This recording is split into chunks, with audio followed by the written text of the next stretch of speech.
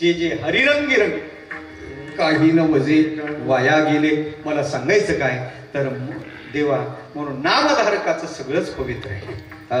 सगळंच पवित्र आहे म्हणून तुकोबर म्हणतात पवित्र तो देह वाणी पुण्यवंत. आता देह पवित्र होण्यासाठी संत वाङ्मयात काही उपाय आहेत. फक्त सांगून जातो थांबतो. घड्याळ संपलं मी एकच चरण सोडतो आणि बाकीचे सोडतो. कारण 2 तास महाराज अभंगावर बोलला तरी लोक म्हणतात आज महाराजांनी अभंग सोडला. आणि अलीकडल्या प्रथेनुसार 2 तास महाराज अभंग सोडून बोलला तरी लोक म्हणतात आज महाराजांनी पार अभंग सोडला. पण दोन्हीकडे वस्तू त्याच्यासाठी का आक्षेप कोणी ठेवू नये म्हणून. अलग लक्षात. वेळ संपला पुढे बहुत जाणे आहे याचं भान ठेवतो म्हणून. अलग लक्षात. म्हणून इथंच थांबतो. देह त्यांचा देह पवित्र आहे. त्यांची वाणी पुण्यवान आहे. देवा देह पवित्र होण्यासाठी संत वाङ्मयात 3 उपाय आहेत. ऐका. चरित्राचा उच्चार केला देह पवित्र पवित्र होईन चरित्र उच्चारे. पवित्र होण्यासाठी देह पवित्र्यासाठी दुसरा उपाय संत वाङ्मयात आहे. लोटांगण घातला तर देह पवित्र होतो. पवित्र भाव या खाली न लोळणी देह पवित्र होतो. देह पवित्र होतो. हरिपाठ कीर्ती मुखानं गायली देह पवित्र होतो. पवित्रची होय देह त्याचा. म्हणून हे तिन्ही जरी साधन असले तरी भगवत भक्त नामचिंतन करतो. पवित्र परिकर देवाचं नामचिंतन घेतो पण त्याचा देह पवित्र आहे. त्याची वाणी पुण्यवान आहे.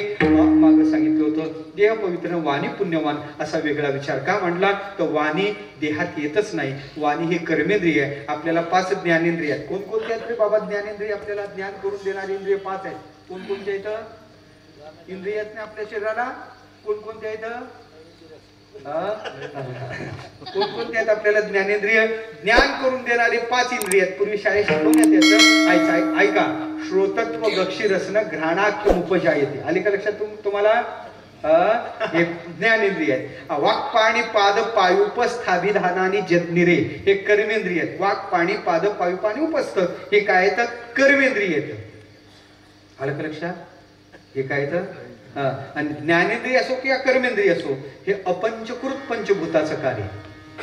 अपंचकृत पंचभूताचं कार्य आहे.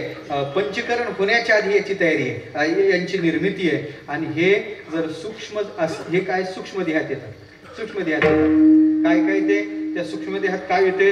5 ज्ञानेंद्रिय येतात. 5 कर्मेंद्रिय येतात. पंचप्राण येतात. मन आणि बुद्धी येते. श्लोक पाठ केला तुम्ही. बुद्धी कर्मेंद्रिय प्राण पंचकेर मनसाधिया शरीर सप्तदशवीस सूक्ष्मतम लिंग मुच्यते. त्याला लिंग देह म्हणतात. त्यालाच खऱ्या अर्थानं पाहायचं झालं तर त्याला सूक्ष्म देह म्हणतात. त्याला बुद्धी म्हणजे ज्ञान पंचक, कर्मेंद्रिय पंचक, मन आपलं प्राण पंचक, मनसाधिया हे 17 तत्वाचा तो आहे. वाणी जर कर्मेंद्रिय आहे. वाक म्हणजे कर्मेंद्रिय आहे. वाणी हे सूक्ष्म देहात येते आणि सूक्ष्म देह तुकोबारला ते सांगायचं पवित्र तो देह म्हणजे महापुरुषाचा स्थूल देह पवित्र. वाणी पुण्यवंत म्हणजे महापुरुषाचा सूक्ष्म देह पवित्र. ऐका. सूक्ष्म देहाच्या ठिकाणी वाणीच्या ठिकाणी धारण केलेलं नाम साधूच्या 3 देहाला पवित्र करते. कारण देह पवित्र होतो नाशाने. अज्ञान गेलं पाहिजे. अविद्यावशक स्तोन्या तद्वैचित्र्याद अनेकदा सा कारणम सेरस्यात प्राज्ञस्तत्र अभिमानवान असे श्लोक लागतात कुठं कुठं. कारण देह अविद्यारूप आहे. त्याची निवृत्ती कशाने होते? यानं होते. त्याच्यानंतर सांगायचं झालं तर सूक्ष्म देहाच्या ठिकाणी पावित्र्य येते. कशामुळे बाबा? नामचिंतनामुळे. आणि सूक्ष्म देह संस्काराने पवित्र होतो. सूक्ष्म देह बाधाने पवित्र होतो. कारण देह नाशाने पवित्र होतो. आणि स्थूल देह संस्काराने पवित्र होतो. नामचिंतन करणाऱ्या महापुरुषाचे 3 देह पवित्र होतात. पण तुकोबार म्हणतात पवित्र तो देह वाणी पुण्यवंत जो वदे अच्युत. मग म्हणे आम्ही चिंतन करत नाही का? पण इथं अंडरलाईन करा. सर्व काळ आम्ही करत नाही. आम्ही सर्व काळ केलं तर आम्ही सर्व काळ पवित्र राहतो.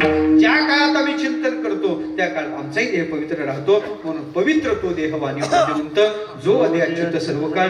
बाकीचे शरण फक्त सांगून जातो त्यांचं चिंतन, त्यांचा देह पवित्र, त्यांची वाणी पुण्यवान. आम्हाला काय त्याचा उपयोग?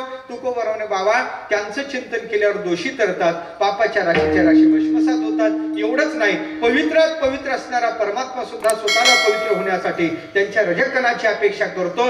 देव म्हणतो माझ्या ठाई पवित्रपण ते मज भक्ताची जाण. या लागी मी आपण धावे चरण रेणू वंदावया. भक्त चरण रेणू वंदिता मज केवढी आली पवित्रता. माझी पायवनी वाहे माथा जाण तत्वता सदाशिव.